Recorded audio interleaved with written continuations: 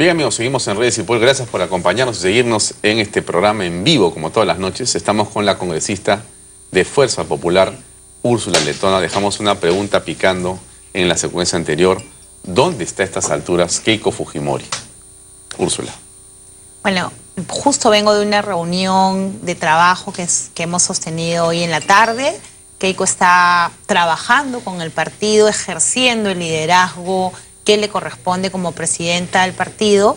El día 9 de noviembre próximo haremos el relanzamiento de nuestro local institucional en la Avenida Colón, en el centro de Lima, y ella estará presente y ahí la podrán ver. Se comunicará también con todas las personas que nos acompañen, los invito públicamente, y también desde luego tendrá un discurso anunciando los cambios que el partido está proponiendo para esta nueva etapa.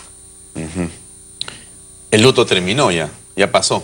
La Para campaña... nosotros ya hemos dado la vuelta a la campaña, estamos trabajando desde muy pronto de culminar las elecciones, aprendiendo las lecciones, corrigiendo errores que como en todo equipo hay, y estamos trabajando mirando al futuro, pensando en esos miles de peruanos que nos dieron su voto y que hicieron de nosotros la primera fuerza de oposición. Muy bien. Úrsula, te agradecemos por tu presencia esta noche en Redes y Poder, muy amable de acompañarnos. Muchas gracias, Alfonso, muchas gracias por la invitación. Gracias. Amigos, nosotros seguimos en el programa. Por supuesto que el tema da para mucho más, pero tenemos hoy la visita muy especial de un ministro de Estado. Nos va a acompañar en los próximos minutos Gonzalo Tamayo, ministro de Energía y Minas. Y quiero comentarles algo que es muy importante decirlo, que es lo siguiente, ¿no? El Perú es un país que tiene en la minería una de las bendiciones de Dios más grandes que tiene esta tierra fantástica que es nuestro país. Y el Perú es un país minero de enorme importancia. En el oro, en la plata, en el cobre. Estamos en los primeros lugares del mundo. Y por lo tanto, ser ministro de Energía y Minas en el Perú es realmente un desafío gigantesco. Y esta noche hemos querido invitar al ministro, por supuesto, Tamayo, para poder conversar sobre lo que está pasando con la minería en el país, lo que pasa con la energía, con el tema de la energía eléctrica y lo que pasa, por supuesto, con los hidrocarburos. Sobre todo porque hace tan solo unos minutos Petroperú ha emitido un informe, un documento, una nota de prensa realmente dramática, ¿no? Es una declaratoria de emergencia por el 8º atentado del 2016 al oleoducto norperuano. Ustedes tienen en su pantalla el documento que acaba de ser colocado en la web de Petroperú. Nuevamente se ha producido esta situación que es a estas alturas realmente sumamente compleja y muy delicada. En el país se han producido ya este año, si es que no me equivoco más, 10 derrames de petróleo, y muchos de estos derrames de petróleo en la selva se piensa, se cree que son sabotaje.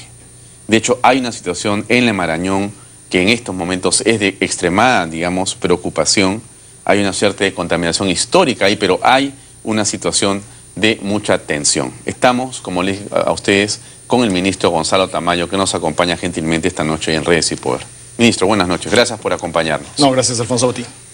Lo primero es el comentario sobre lo que ha ocurrido nuevamente en Petroperú con este, digamos, problema y esta octava emergencia que existe allá. Alfonso, creo que como el comunicado de Petroperú lo pone, el oleoducto ha sufrido un nuevo atentado, y hay que decirlo con todas sus palabras. Y por lo tanto, lo que tenemos que enfrentar acá es la necesidad que desde el Estado se proteja la infraestructura que es de todos los peruanos, y es una infraestructura que sirve para la actividad petrolera de toda la zona. En el derrame anterior, ya la Fiscalía se pronunció de que el anterior derrame había sido causado por corte. Probablemente este también lo haya sido. Afortunadamente la gente de Petroperú, la gente de contención de Petroperú ya colocó los dispositivos de seguridad y ya el derrame se contuvo. Pero el hecho real es que hay terceros que están realizando actos de sabotaje contra el oleoducto. ¿Qué, digamos, razones podrían existir para que se produjera estos sabotajes? ¿Qué puede estar pasando ahí? ¿Por qué en este año han aparecido, caramba, por todos lados y a cada momento estos sabotajes? La economía petrolera de la selva está parada desde febrero, porque el oleoducto no está en operación desde febrero, y eso también ha generado situaciones en las cuales los lotes petroleros que dependen del oleoducto han dejado de operar.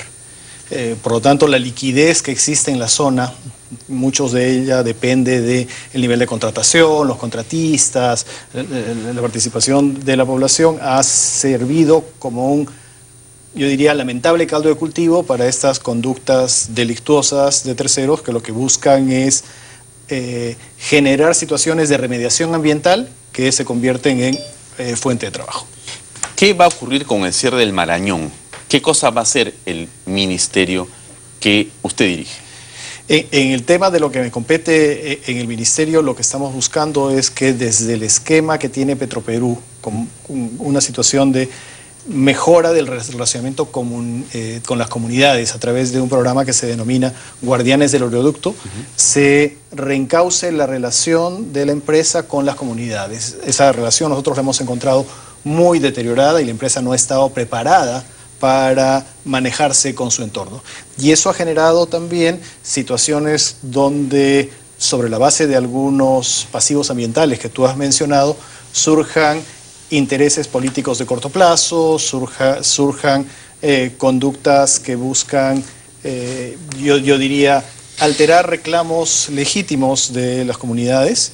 Y para esas comunidades lo que estamos preparando es un plan selva que lo que busque sea mejorar la calidad del nivel de vida de estos pobladores, que tenemos que reconocerlo, en zonas de selva la calidad de vida es muy inferior y necesitamos que estos ciudadanos recuperen y mejoren su nivel de vida. Hemos visto mucha mejora en el nivel de vida en las ciudades, sobre todo en las ciudades de la costa, pero ese nivel de vida no ha cambiado de manera sustancial en las ciudades, en los poblados más alejados, muchos de ellos en la zona de selva.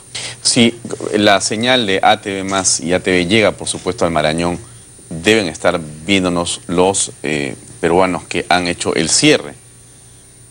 ¿Qué le podría usted comentar directamente a estos pobladores que han hecho esto y que están, digamos, en esta situación fuera de la ley en realidad? Que confíen que este nuevo gobierno va a atender a sus demandas, pero que tampoco este gobierno va a estar dispuesto a que entre medidas de presión o de interrupción de la libre circulación en los ríos pueda haber una atención a sus demandas. Necesitamos que el orden se restablezca y en la medida que estamos dispuestos a retomar el diálogo, esperamos que esas decisiones se reviertan. Muy bien. Ahora, este tema del oleoducto trae a colación, por supuesto, el tema de Talara.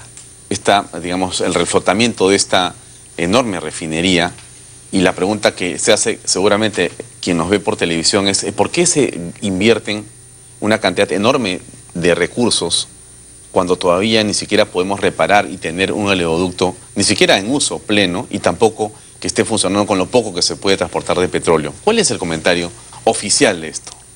Alfonso, yo lo he dicho en varios medios. Hemos encontrado una refinería con un grado de avance relativamente alto y por lo tanto, en función de los compromisos adquiridos y de las condiciones contractuales, lo que nos toca es tratar de arreglar lo mejor posible la herencia que hemos recibido. Probablemente es un proyecto, yo diría, sobredimensionado como concepción de ingeniería. Es un proyecto, como tú lo has mencionado, es un proyecto enorme. Cuando uno mira un proyecto enorme, esos proyectos normalmente requieren muchos recursos. Pero yo diría que la dificultad principal que hemos encontrado es que esa decisión de avanzar con el proyecto se ha realizado sin tener el esquema de financiamiento cerrado. Eso no ocurre en ninguna empresa privada. Ningún gerente de proyectos presenta a su comité de inversiones o a su directorio y decide arrancar un proyecto si no tiene el financiamiento asegurado, más aún de las dimensiones que tiene este proyecto. Afortunadamente, la conformación de un nuevo gobierno español estos días va a permitir completar una de las partes del financiamiento, porque hay parte de ese financiamiento que viene de España a través de una agencia de seguro de crédito, y esperamos que logremos cerrar el esquema financiero. Ahora, ¿cuánto es, para que sepa el público, que termina costando esto hasta donde se sabe?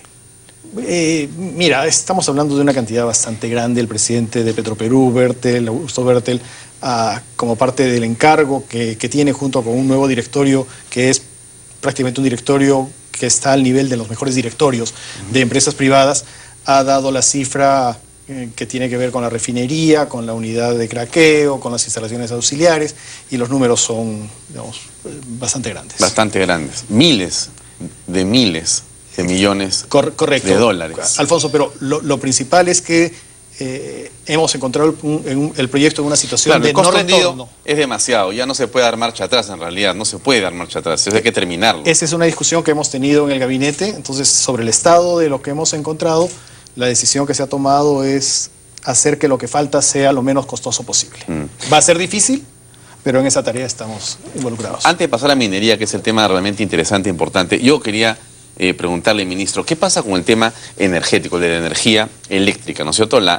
Ahí hay, en realidad, aparentemente, una enorme oportunidad para el país, en las hidroeléctricas. ¿Es así esto? Tenemos un potencial hidroeléctrico conocido, tenemos también un potencial importante de generación a gas.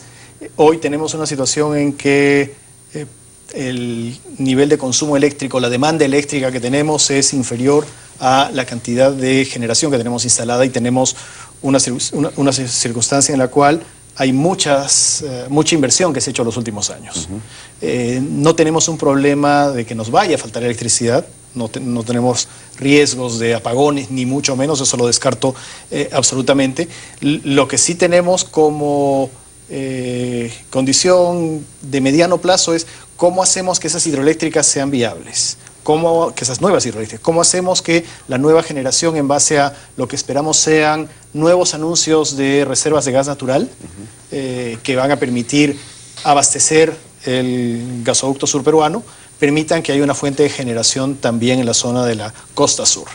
Hasta hace algunos años, yo diría que la discusión en temas del gasoducto sur peruano, que también es un proyecto caro, también es un proyecto grande, y donde se da exactamente la misma situación. Hemos encontrado un nivel de avance donde se ha desembolsado alrededor de 1.600 millones de dólares y ya están invertidos, y por lo tanto, pese a que ser ese proyecto, repito, grande y costoso, creemos que esta creencia de que no habían reservas de gas natural para el gasoducto sur peruano va a pasar a ser un mito, y esperamos que en los próximos 2 meses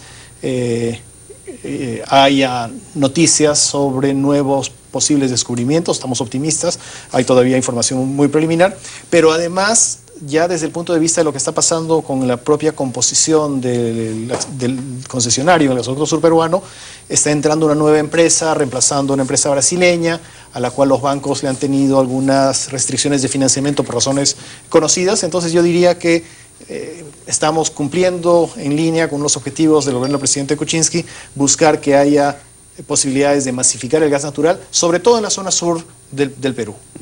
En esa línea también estamos desarrollando mecanismos que van a permitir facilitar el cambio del balón tradicional de GLP a la conexión de gas natural en aquellas zonas donde ya hay ductos, que son Lima e Ica, a través del bono gas. El bono gas va a cubrir, en algunos casos total, en otros casos parcialmente, los costos de instalación de una conexión domiciliaria de gas natural. Hoy eso cuesta 1.800 soles. Para familias de poco ingreso, 1.800 soles es un costo importante. Una vez pasado esa conexión, uno podría sustituir el balón de gas, que le puede costar entre 35 o 38 soles, dependiendo de la marca, por una factura mensual del orden de 20 soles.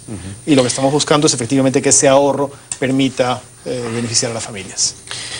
La industria automotriz, como todas las industrias, avanza a una velocidad enorme en la innovación, ¿no? Y hoy día tenemos una enorme, oferta de autos eléctricos. Conversamos con una persona que sabe mucho de este tema en la mañana y me decía que viene un cambio muy interesante en los insumos de los vehículos para los próximos años. Es decir, el vehículo eléctrico, que va a ser el que va a prevalecer en lugar del que utiliza hoy día gasolina o petróleo, ese vehículo eléctrico tiene una enorme cantidad de componentes de cobre.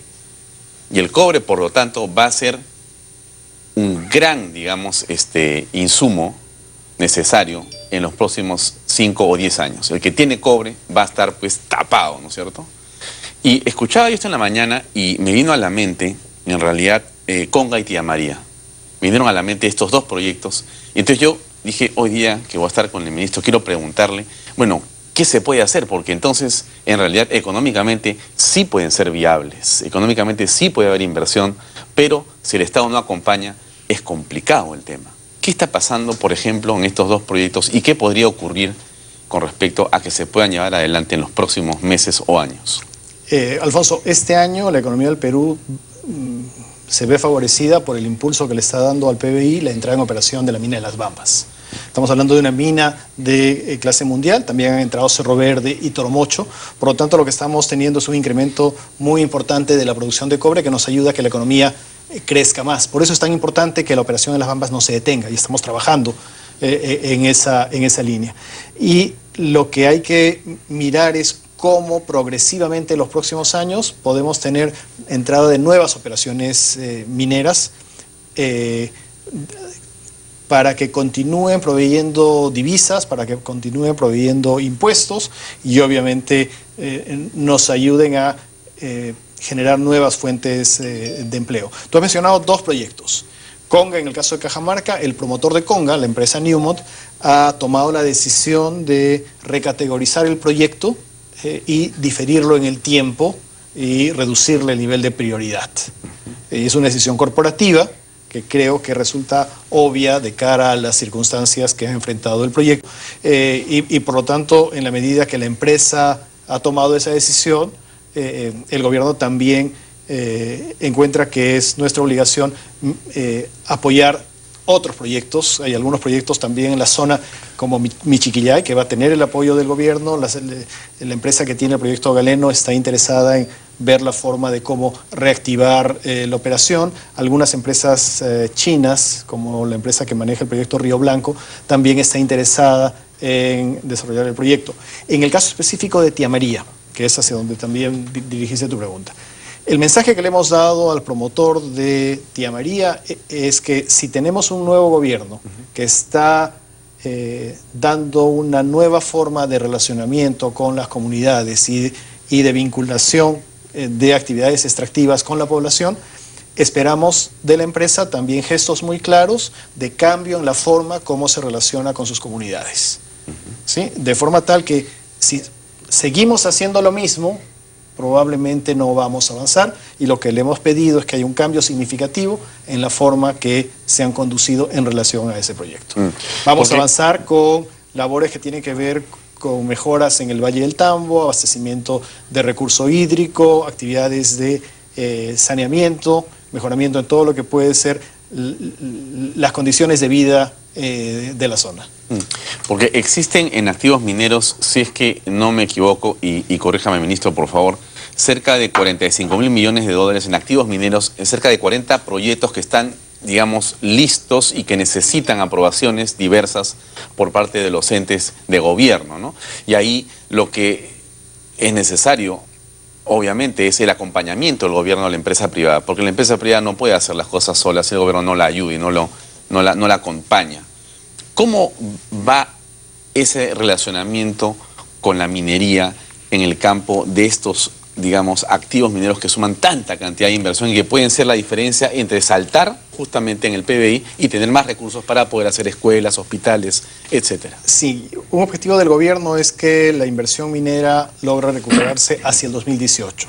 ¿Por qué digo hacia el 2018 y por qué no nos debe parecer lejos? Porque ya estamos cerrados el año 2016 y estamos terminando un ciclo de inversión minera muy grande con Cerro Verde, con Las Bambas y con Toromocho.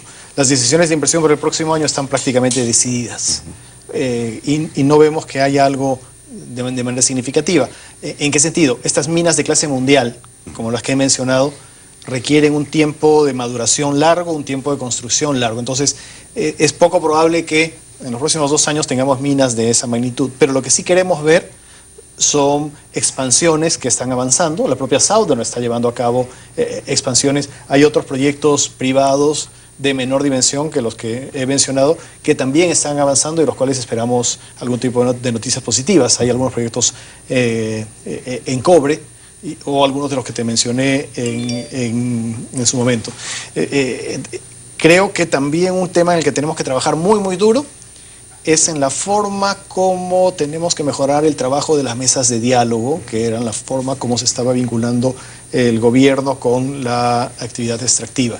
Nuestro gobierno ha encontrado un alto nivel de incumplimiento en el nivel de compromisos que se hacía desde el Estado con las comunidades impactadas por la explotación de recursos naturales. Entonces, en algunos casos también hemos detectado incumplimiento en la relación de las empresas. Cuando hay esas situaciones de incumplimiento surge la desconfianza. Y en esa situación de desconfianza, donde puede haber una mezcla de reclamos legítimos, reclamos interesados, intereses políticos o intereses antimineros. ¿Sí? Por lo tanto, creemos que el esfuerzo central es, a través de la figura del adelanto social, generar una, yo diría, una sintonía positiva en cómo la población va a recibir los beneficios de la actividad minera, donde normalmente ocurre la actividad minera, que son situaciones o zonas donde la gente vive en condiciones económicas más difíciles. Si nos están viendo en Cusco, en Apurímac, en la zona de Las Bambas, ahí hay televisión y por supuesto también llega la señal de ATV+. Es posible que las personas se pregunten qué va a pasar con la vía por donde se transporta normalmente el mineral que sale de Las Bambas. Esta vía que no tiene aún asfalto y que la comunidad pide justamente que se asfalte, entre otras cosas más. Sobre ese tema, ¿hay alguna novedad que se pueda anunciar, ministro? Estamos trabajando con la empresa y con el MTC en un plan de desarrollo para la zona que contempla entre uno de sus elementos centrales cómo mejorar la transitabilidad, las condiciones de vía, el asfaltado de esta vía que es importante para todo el sur y para toda la actividad minera que allí circula. Esto no se va a solucionar de un momento para otro. Vamos a iniciar los estudios muy pronto y luego estaremos en condiciones de señalar un cronograma cumplible y realista. El anuncio del vicepresidente Vizcarra, cuando estuvo en diálogo con las comunidades junto con nosotros, los ministros, estableció un cronograma de 45 días. No son 45 días para construir la carretera, eso es imposible, por supuesto, pero son 45 días para desarrollar un esquema de cómo la población de la zona va a alcanzar un mayor nivel de desarrollo a través de la actividad minera y la participación del Estado. Ya, de forma tal que sí, justamente nos escuchan en Apurímac, el tema está en vías de solución y ustedes están tomando cartas ejecutivas en el asunto. Esa vía, entonces, que creo que tiene un costo de 400 o 500 millones de soles, según entiendo, va a ser, por lo que escucho entonces, dividida en parte el Estado y las compañías que van a usarla. ¿Eso es más o menos un esquema? Lo que se ha conversado con las empresas es que hay una necesidad de solventar los gastos o los costos o los recursos que requiere esa vía, que la usa de manera muy importante una actividad minera y que por lo tanto tiene que participar en el financiamiento de esa actividad. ¿A través de gobiernos regionales, a través de gobiernos y directamente de ustedes también, o no, del central? No. ¿Están viendo ese tema? Alfonso, la primera decisión es ejecutar, hacer los estudios y la siguiente decisión es cómo se estructura el financiamiento. Pero la decisión política de mejorar las condiciones de transitabilidad en la zona está tomada. ¿Qué va a pasar con Las Bambas, en todo caso? Porque ahí lo que vemos, quienes hemos estado leyendo un poco de información, que lamentablemente no todos los medios han logrado difundir, es que existen avances importantes en la forma en que, o sea, este modelo de implementado en Las Bambas resulta un modelo lleno de virtudes. Es un modelo virtuoso de desarrollo. La mina ha durado creo que 10 años en el desarrollo, ya hoy día ya está operando, pero tiene una serie de componentes que hacen casi ejemplar la manera como esto se puede trasladar o extrapolar hacia otros modelos o hacia otras minas en el Perú, otros proyectos en el Perú. Pero lamentablemente no se informa. Uno ve las fotografías de Fuerabamba, que es una ciudad construida como ya quisiera tenerlas muchas partes del Perú y de Lima, pero esto no se anuncia.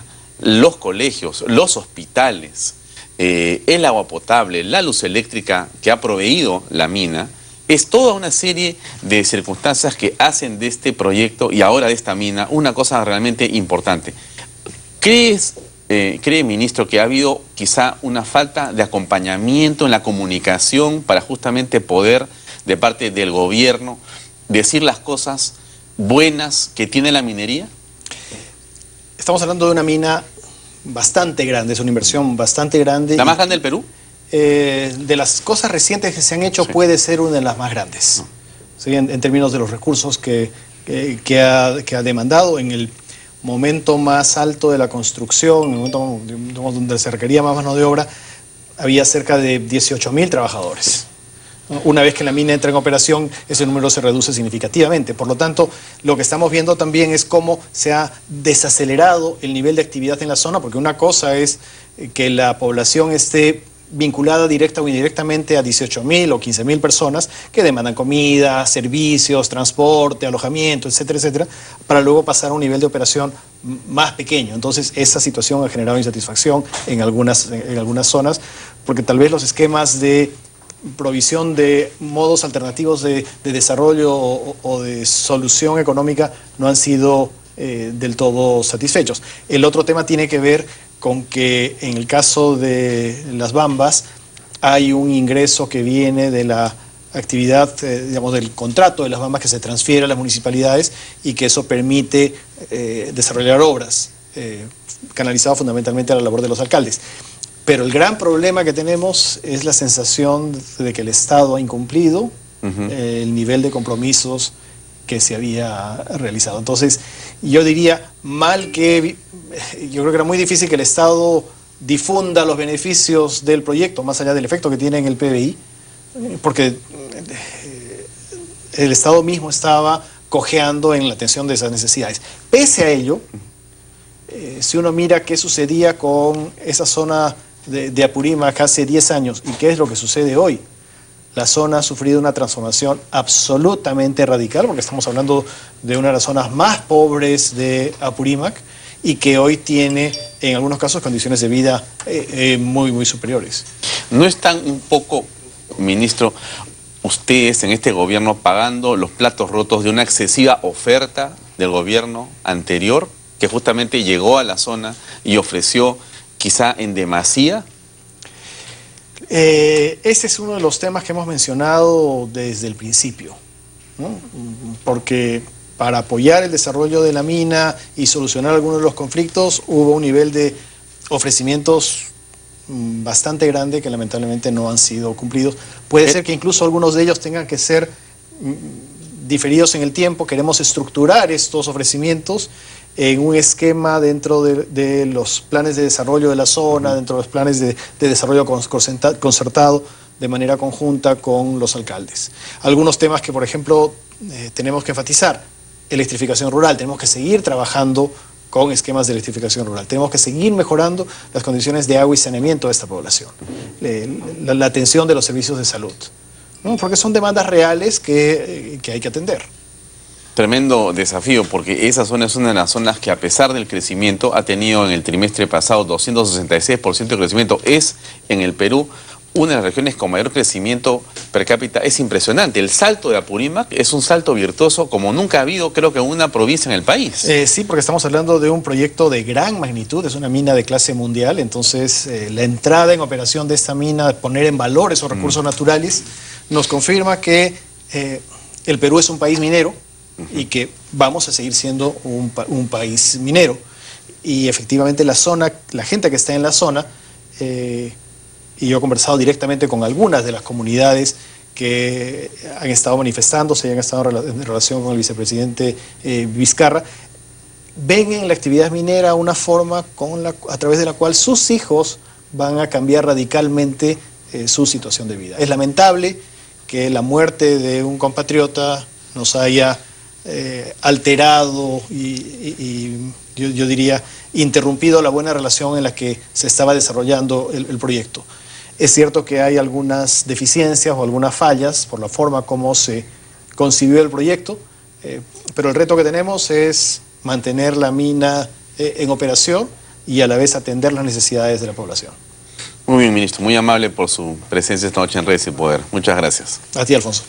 Bien, amigos, nos hemos pasado 15 minutos de nuestra hora. Ustedes saben que somos puntuales, pero en atención, por supuesto, al ministro Gonzalo Tamayo y al tema de la minería, que es tan importante, nos ha parecido que era absolutamente oportuno. Gracias igual por acompañarnos. Tengan ustedes muy buenas noches y hasta mañana en Redes y Poder.